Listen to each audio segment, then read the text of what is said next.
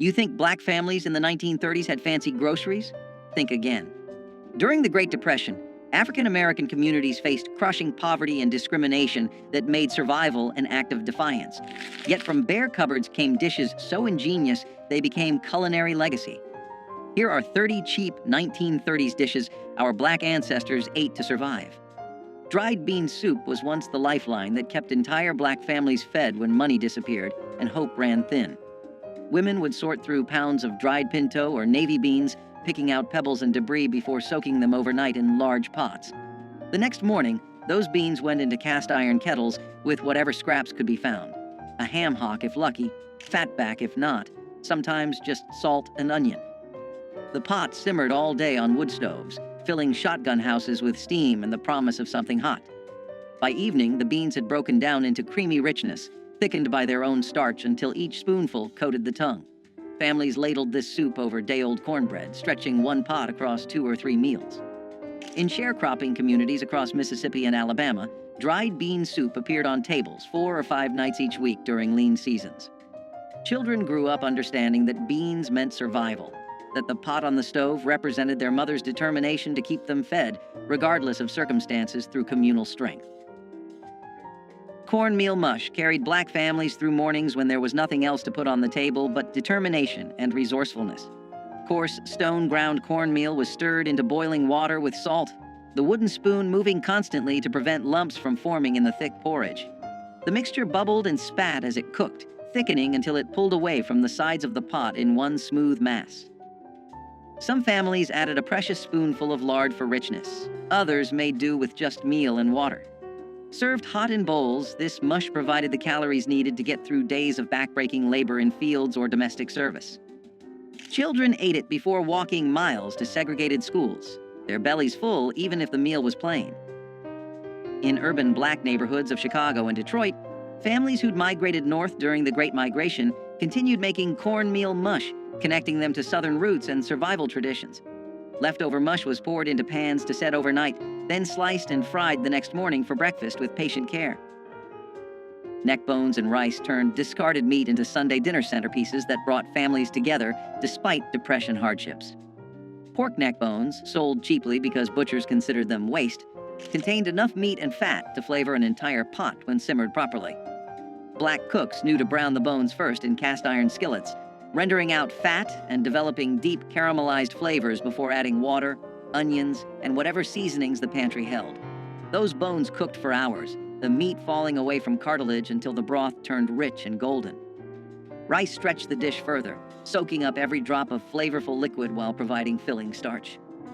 In black communities throughout the rural South, neck bones and rice appeared at church suppers and family gatherings, the aroma announcing that someone had worked magic with almost nothing. Children sucked marrow from the bones, understanding instinctively that nothing edible should be wasted. The dish represented more than food. It showed how creativity and patience could transform what others dismissed into something genuinely delicious despite economic hardship. Dandelion green salad came straight from vacant lots and roadsides where free food grew abundantly if you knew what to look for. Black women taught their daughters which greens were safe to eat, passing down knowledge that connected them to African ancestors who had survived through intimate understanding of plants. Spring brought tender young dandelion leaves that were gathered in baskets before the plants flowered and turned bitter. These greens were washed repeatedly to remove grit, then torn by hand and dressed simply with vinegar, salt, and maybe a drizzle of bacon grease if available. The result was sharp, slightly bitter, and packed with vitamins that prevented scurvy during winter's lean months. In Chicago's South Side and Harlem's tenements, recent migrants foraged in any patch of green they could find, maintaining connections to rural foodways even in concrete jungles. Children were sent out with cloth bags to gather greens, learning to identify edible plants while contributing to family meals. Dandelion greens represented self-sufficiency and the refusal to go hungry when nature provided freely. Some families wilted the greens with hot bacon fat poured over top, creating a warm salad that felt more substantial through family wisdom. Sweet potato pie without sugar became an ingenious solution when refined sugar cost more than most families could afford. Black cooks relied on the sweet potatoes' natural sugars, roasting them until their starches converted to sweetness that rivaled any added sugar. The potatoes were mashed smooth, then mixed with a little flour, whatever milk or buttermilk could be spared, and spices like cinnamon or nutmeg if the spice tin held any. This mixture was poured into simple pastry crusts made from lard and flour, then baked until set. The result wasn't as sweet as modern pies, but it carried deep, earthy flavors that spoke of autumn harvests and survival through winter.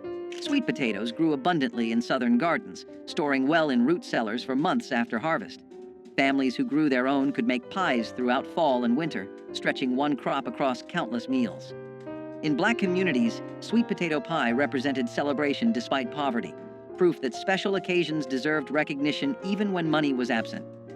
Children looked forward to these pies as rare treats, savoring every bite of something that felt luxurious despite humble ingredients through shared sacrifice.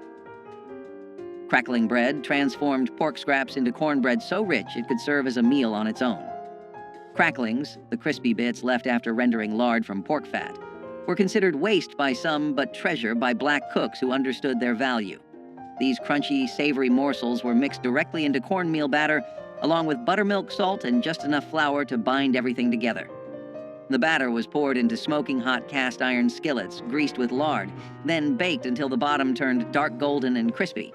Each bite delivered cornmeal's earthy sweetness, punctuated by bursts of porky crunch, creating textural contrasts that made plain bread feel special. In Mississippi, Delta communities, and rural Alabama, crackling bread appeared whenever hogs were slaughtered, ensuring every part of the animal fed someone. The bread was substantial enough to be breakfast, lunch, or dinner, often eaten with nothing but a glass of buttermilk or pot liquor from greens. Children carried wedges of crackling bread in their pockets to school, the fat keeping them full through long days with resourceful hands.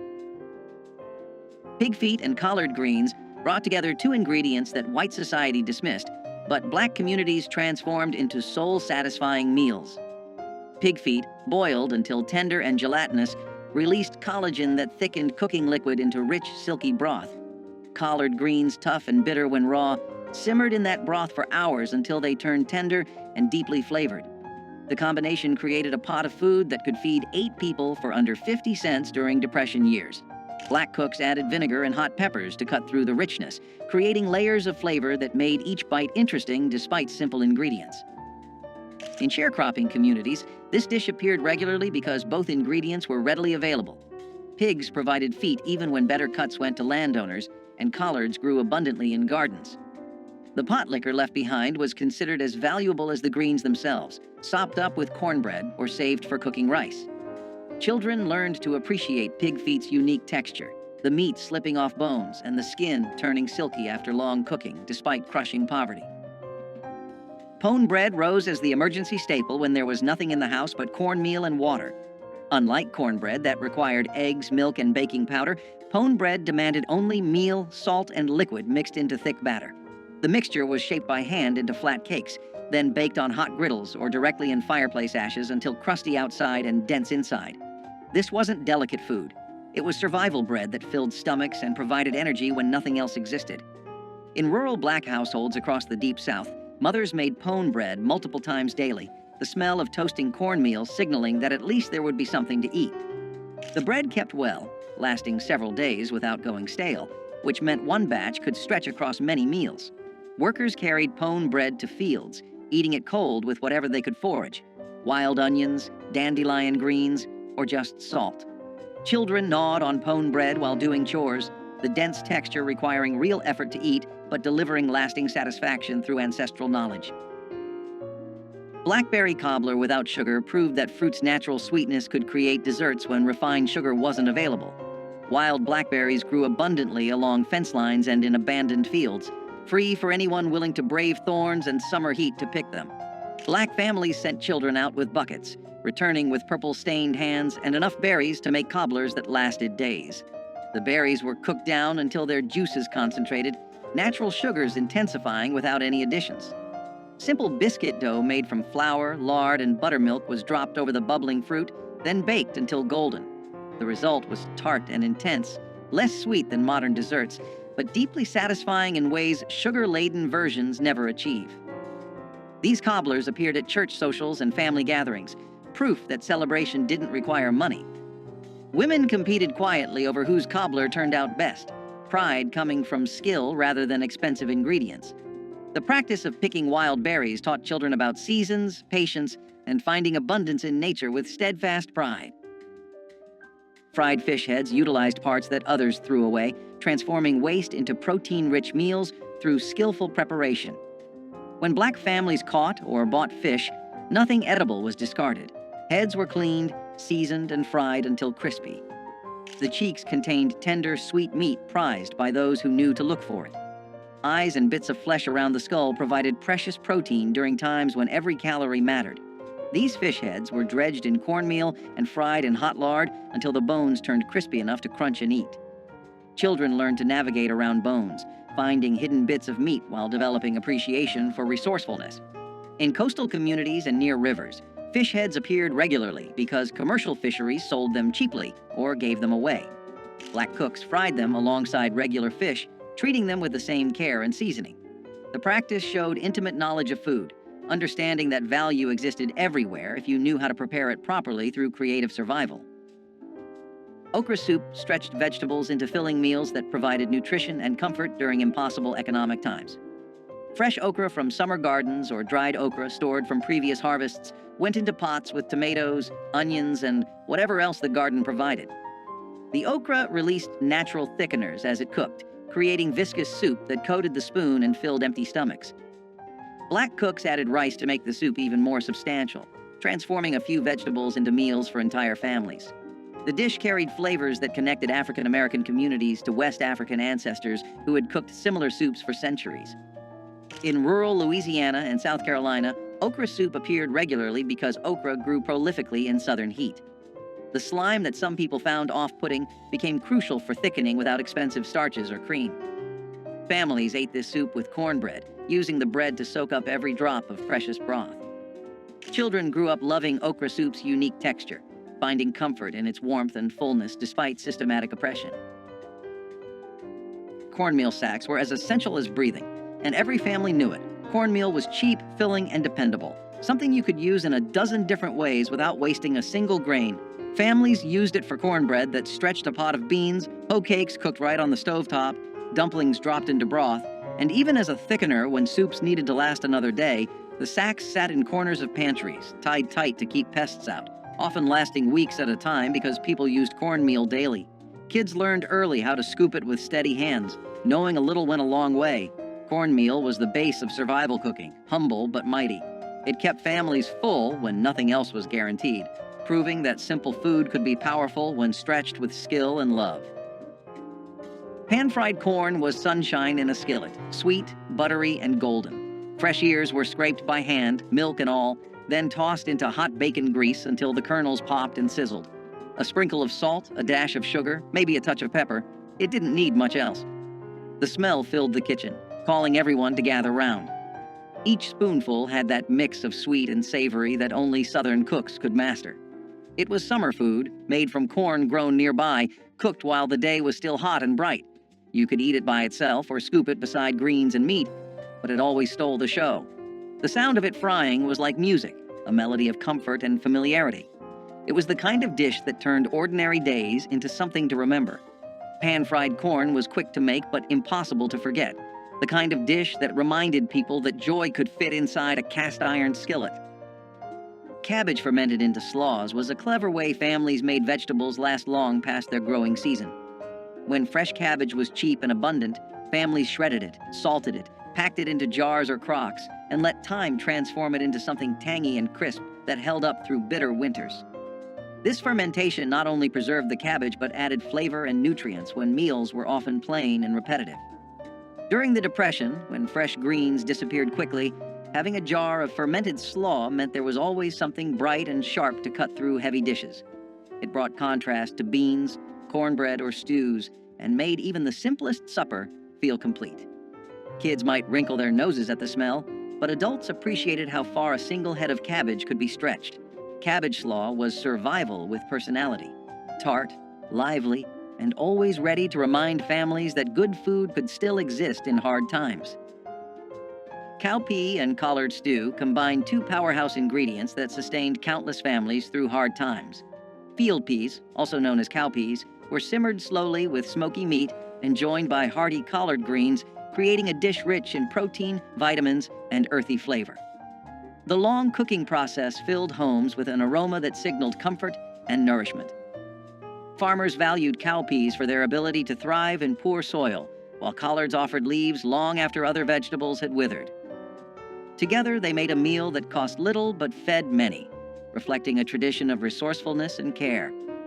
Mothers and grandmothers seasoned the pot with onions, garlic, and pepper, each adding a personal touch passed down through generations. Families gathered around the table with slices of cornbread to soak up the flavorful broth, finding strength in every spoonful. Though supermarkets now offer endless choices, the slow-simmered union of cowpeas and collards stands as a reminder of a time when simple ingredients created enduring nourishment. Hoghead cheese, or souse meat, was not fancy food, but it had deep roots in tradition and respect for what you had. Made from the head of the pig, boiled, seasoned, and set in its own broth, it was a dish born from necessity and pride. It was eaten cold, sliced thin, and often shared at the table with crackers and conversation. What others might have thrown away became something flavorful and lasting in the right hands. It spoke of times when wasting food was unthinkable, when every part of the animal was used to honor the work that went into raising it. The smell of it cooking filled the whole house, sharp and strong, but it was the kind of smell that meant good things were coming. When cooled and sliced, it glistened in the light like proof of survival itself.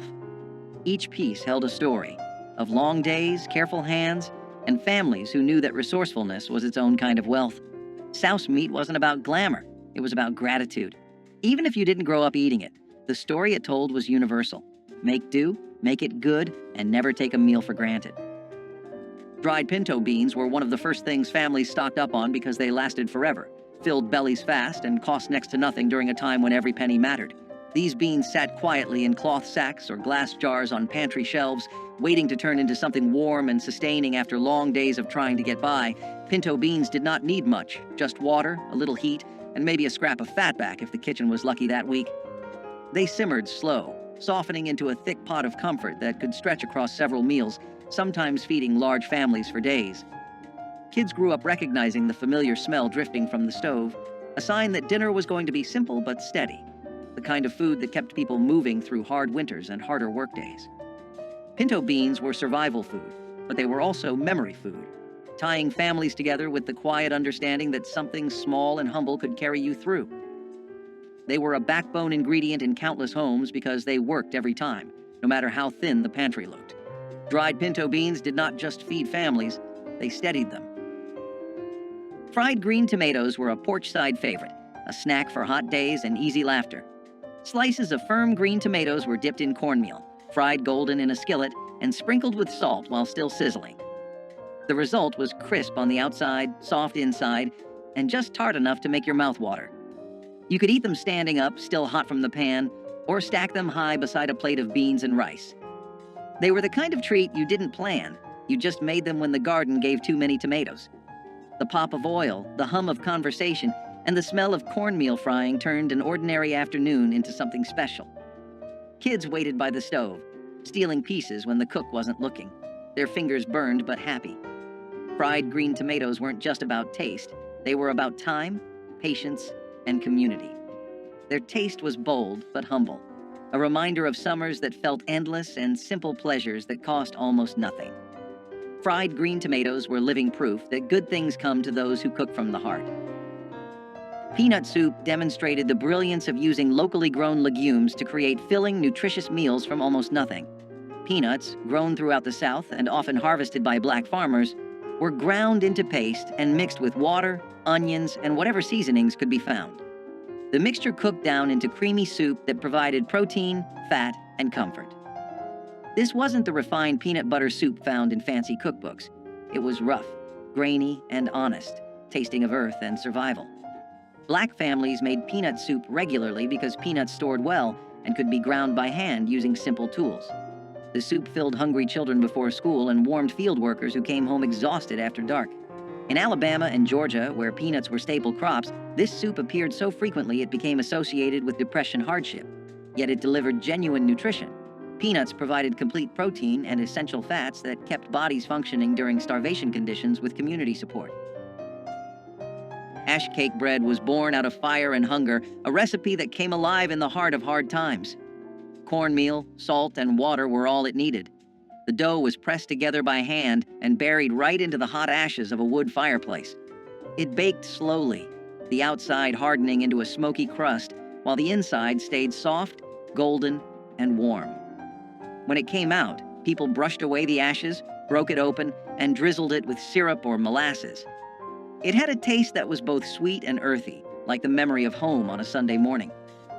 Ash cake bread was a working person's meal, something you could make after a long day without needing an oven or a fancy pan. It was food that did not waste or wait, made for those who had nothing extra but still found comfort in what little they had. The smell of it filled small cabins and quiet kitchens, the sound of the crackling fire mixing with laughter or prayer. Every crumb reminded people that strength could grow even from ashes. Syrup bread emerged as the answer when there was nothing to eat but flour and whatever sweetener could be found. Sorghum syrup or molasses, cheaper than sugar and available throughout the South, were drizzled over plain biscuits or cornbread to create something approaching dessert. Black children learned to make this treat themselves, mixing flour and water into simple doughs, baking them quickly, then drowning the results in dark, sticky sweetness. The combination provided quick energy. Carbohydrates from bread and concentrated sugars from syrup, delivering calories needed for labor. In sharecropping families, syrup bread appeared frequently because sorghum was often the only sweetener accessible when white landowners controlled access to refined sugar. The practice taught children to find joy in small pleasures, turning basic ingredients into treats through imagination and willingness to make something from nothing. Women sometimes added a little butter or lard to the bread if available, creating richness that complemented syrup's sweetness through ingenious adaptation. Onion skin tea was one of those old remedies that could quiet both body and soul. When someone had a cough or a fever, or when food simply ran out, a pot of this humble tea came to the rescue. Dried onion skins were gathered from the corners of the kitchen, rinsed and steeped in boiling water until the liquid turned golden brown. The scent was sharp but comforting, a mix of earth and sweetness that filled the air with warmth. Some added honey if they had it, or a squeeze of lemon, but even plain, it had its own charm. People believed it could heal and strengthen, and maybe it did, because hope itself can be medicine. Onion skin tea was born from patience, brewed by hands that knew how to stretch every last bit of life from what they had. It was the taste of resilience and care, a sip that made you believe tomorrow might be gentler. Okra fritters with corn silk were the kind of kitchen magic that only came from necessity and imagination. In the long summer months, when the fields were full and money was not, people used every part of what they harvested. The corn silk that clung to the ears was not thrown away, but saved and shredded, added into batter alongside chopped okra, flour, and a splash of milk or water. When dropped into hot oil, the fritters puffed and crackled, their edges turning golden and crisp. The smell was something you could follow from down the road. Warm, nutty, and sweet with that faint scent of corn. Each bite was crunchy on the outside and tender in the middle, with little strings of corn silk that gave it texture and charm. They were served with syrup or vinegar, depending on what the family had, eaten right out of the pan when patience ran out.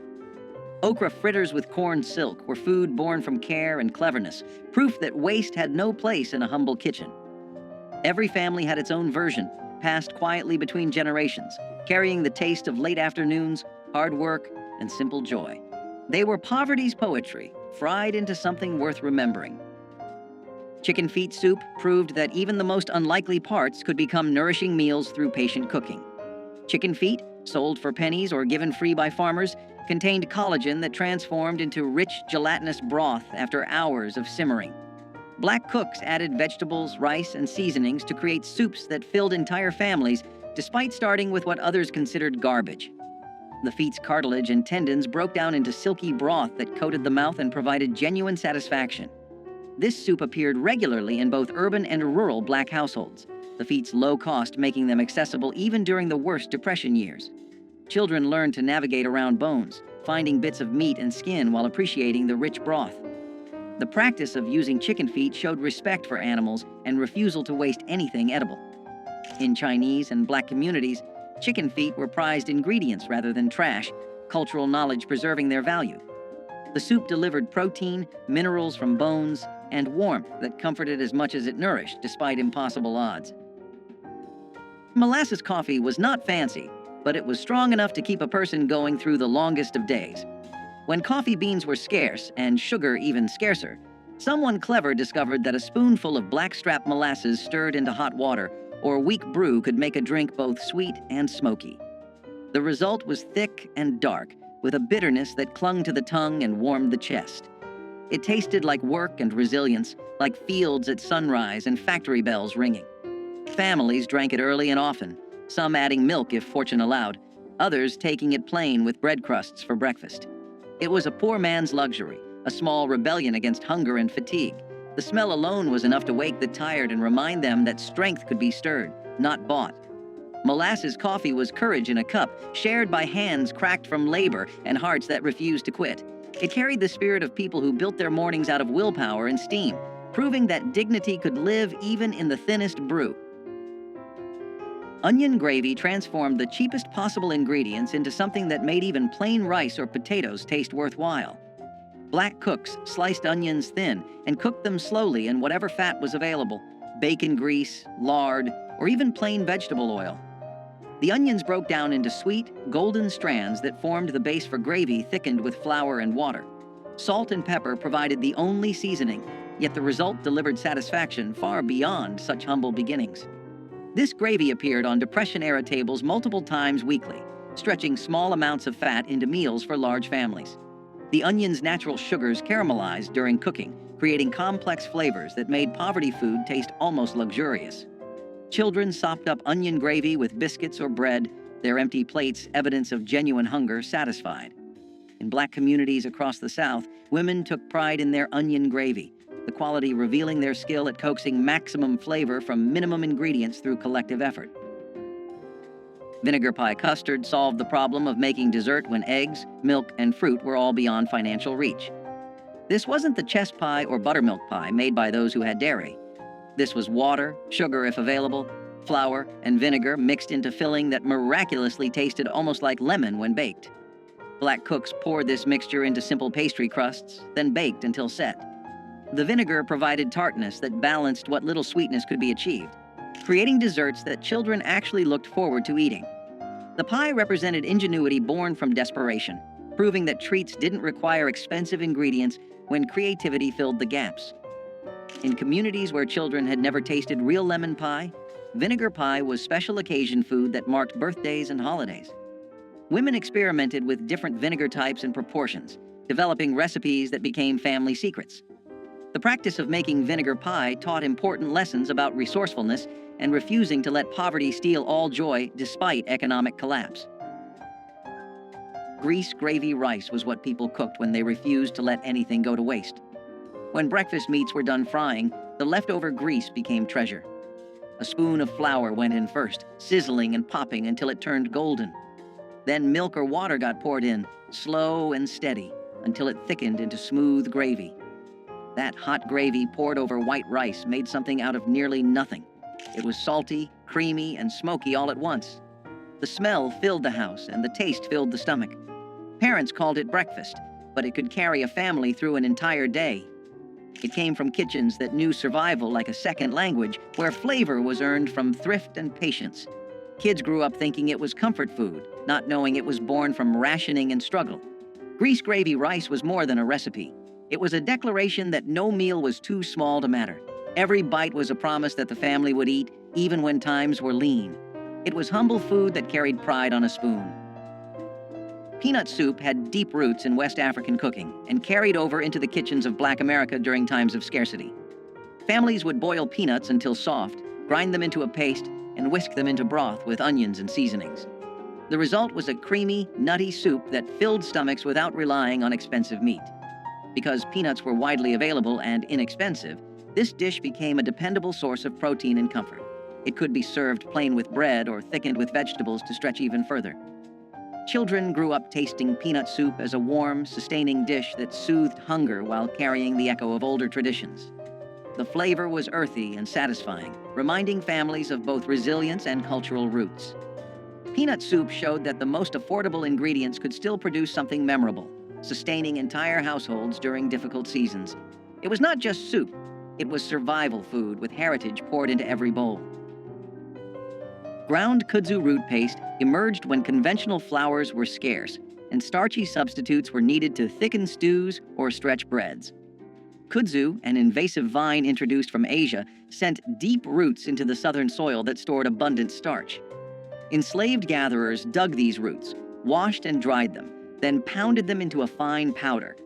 Mixed with water, the powder formed a paste that thickened soups or acted as a binder for cornmeal cakes.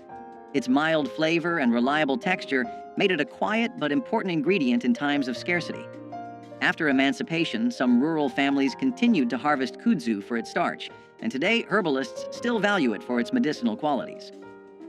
Ground kudzu root paste shows how knowledge of local plants and persistence in foraging allowed cooks to replace costly ingredients with what the land freely offered, turning an aggressive vine into a vital pantry staple, and demonstrating again how necessity inspired both culinary creativity and a deeper understanding of the southern landscape's hidden gifts. Wild muscadine grape jam brought the late summer woods to the breakfast table in a deep purple shine.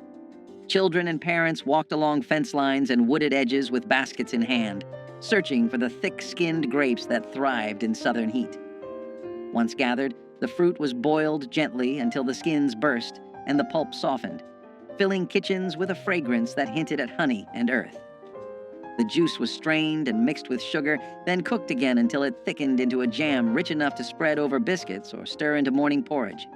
Families prized each jar, knowing that muscadines grew wild and free, needing only careful hands and patience to become something sweet. In some towns, church groups organized picking days, turning the harvest into a social event where songs and laughter echoed through the vines. Today, supermarket grapes have replaced the wild hunt, and store-bought jams lack the musky depth of fruit ripened under southern sun. But memories of purple-stained fingers still linger in many hearts. Cornmeal dumplings in tomato broth were the type of dish that felt simple but filling, carrying both thrift and comfort in every bowl. The broth began with canned or fresh tomatoes, cooked down with onions, garlic, and a touch of seasoning to build a savory base. My grandmother mixed cornmeal with a bit of flour, salt, and water to form small dumplings, dropping them carefully into the bubbling pot. As they simmered, the dumplings softened into tender bites, soaking up the tang of the tomatoes while thickening the stew. The smell alone brought everyone to the kitchen, the blend of corn and tomato promising something hearty without needing meat. Cornmeal was cheap and always on hand, a staple in black households across the South. Tomato broth was inexpensive too, whether from garden harvests or canned goods bought in bulk. Together, they created a meal that cost next to nothing but filled hungry stomachs with warmth. Cornmeal dumplings in tomato broth turned two of the humblest ingredients into a family staple, proving that frugality and care could produce meals worth remembering. Persimmon leather was a sweetness born from scarcity, made when sugar was a dream too far from reach. Wild persimmons, soft and golden when ripe, were gathered by hand and mashed into pulp, their tartness fading into deep honeyed flavor as they dried under the southern sun. Spread thin on boards or cloth, the pulp hardened into chewy sheets that could last for months, folded and stored for the hard winter ahead. It was candy made by patience, nutrition pressed into a form that would not spoil. The process itself was quiet work, often done at the edges of daylight, each batch a small defiance against hunger. When the cold arrived and food was scarce, a strip of persimmon leather could lift spirits and soothe hunger's edge. In its sweetness lived a lesson. Survival does not always mean bitterness. Sometimes it tastes like sunlight caught in fruit. Okra and tomato stew was a dish where heritage met hunger and turned it into comfort. Born from African roots and southern soil, it blended the earthiness of okra with the tang of ripe tomatoes in a thick, bubbling pot. The slime that many feared became silk under the right hands, thickening the stew into a rich, flavorful broth. Onions, garlic, and a few peppers added depth, while a dash of salt or cayenne made the flavors sing. Families often served it over rice or ate it plain with a piece of cornbread, wiping the last drops from their plates. This dish wasn't just food. It was identity, a reflection of generations who made do and made magic. It connected farm to family, past to present, and hunger to heart. The smell alone carried memories of warm kitchens and laughter that refused to fade. Okra and tomato stew was a promise that no ingredient was too humble to become beautiful. It was the taste of tradition kept alive, no matter the hardship, and a reminder that every simmering pot held more than flavor. It held history. Sugar cane sticks were the simplest kind of sweetness, and they carried a special memory for children who grew up with little. Fresh cane was cut into sticks, peeled and chewed for its sweet juice, offering a natural candy when refined sugar or store-bought treats were out of reach. For many children in the South, walking home with a stick of sugar cane was as good as holding a chocolate bar. It was affordable, long-lasting, and carried the earthy, raw sweetness of the land itself. Parents loved it because it kept children happy without costing much, and it taught the value of finding joy in small things. Sugar cane sticks carried the reminder that sweetness did not need to come from a store, but from fields worked by hand. They were part of the rhythm of rural life, tied to harvests and family memories. Even in the toughest years, sugar cane sticks brought happiness. Persimmon seed coffee emerged when imported beans were rare or too costly for enslaved communities. Wild persimmons dropped their fruit in autumn, and the hard seeds inside were washed, dried, and roasted until dark and fragrant. Ground and steeped in hot water, they produced a warm, nutty beverage with no caffeine but plenty of comfort on cold mornings.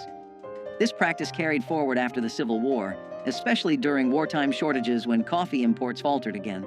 Families across the South roasted persimmon seeds alongside chicory or other local substitutes, proving the durability of this inventive method.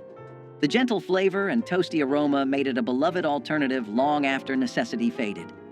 Today, a few heritage festivals still brew persimmon seed coffee to honor the ingenuity of those who first discovered its rich taste. The drink reminds us that creativity in the face of scarcity can yield traditions that outlast the circumstances that gave birth to them, turning survival into a legacy of flavor and resilience. Homemade cane. Syrup drizzle once gave biscuits and pancakes a dark, smoky sweetness unmatched by refined sugar. Families would harvest sugarcane, crush the stalks, and boil the juice in large iron kettles until it thickened into a rich amber syrup. The work was hot and sticky, often stretching from dawn until late night, but the reward was a flavor that defined Southern breakfasts and holiday treats.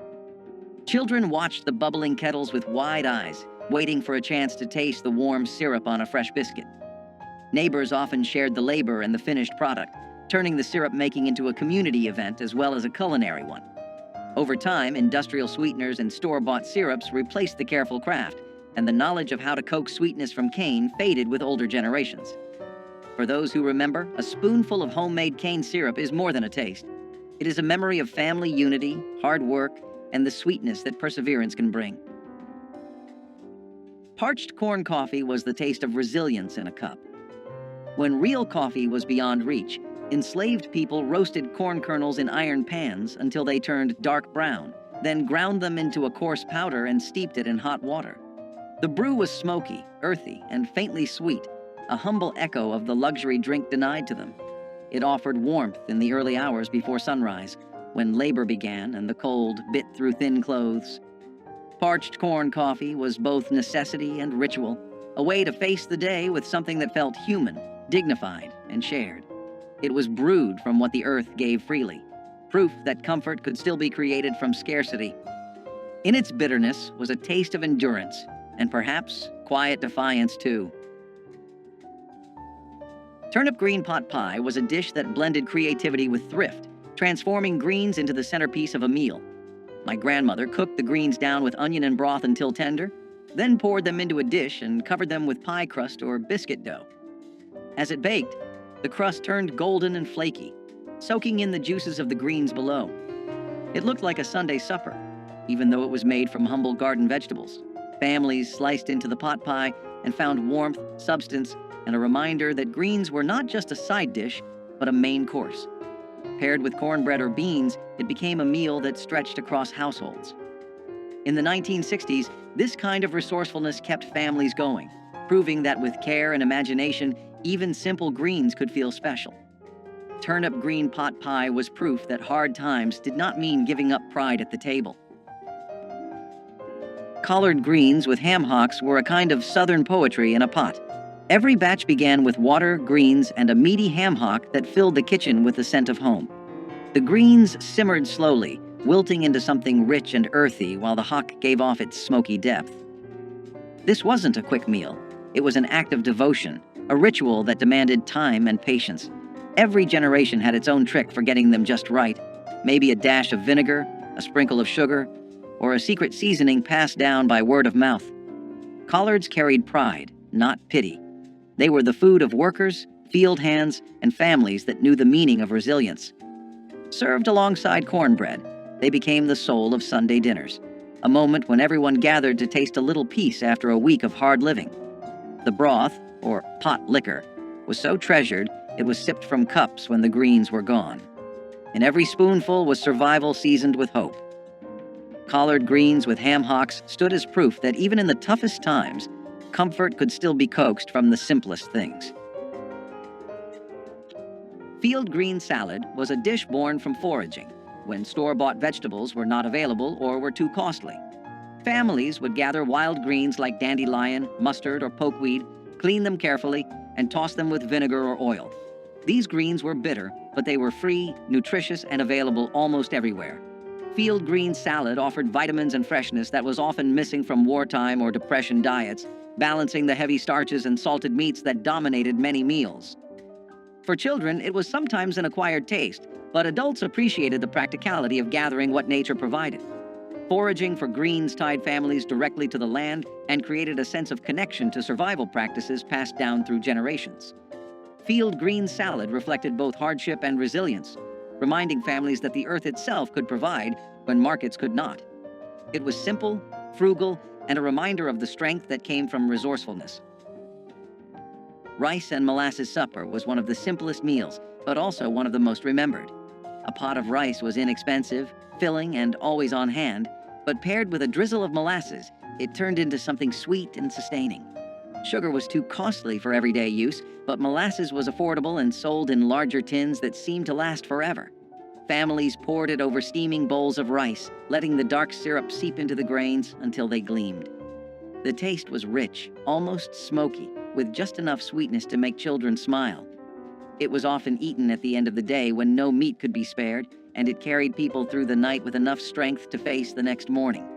My grandmother told me rice and molasses was a treat disguised as necessity, proof that resourcefulness could soften the edge of scarcity.